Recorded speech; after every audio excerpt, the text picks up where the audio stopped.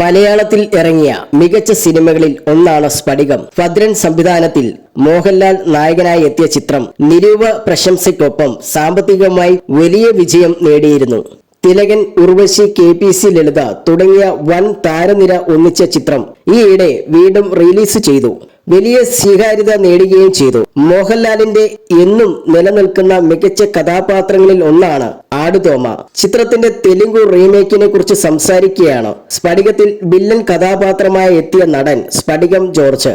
സ്ഫടികം എന്ന സിനിമയിലൂടെ ആ പേര് കിട്ടിയ നടനാണ് ജോർജ്. തെലുങ്കിൽ ഞങ്ങൾ സ്ഫടികത്തിന്റെ റീമേക്ക് ചെയ്തു, പക്ഷെ അവിടെ ഹിറ്റൊന്നുമായില്ല.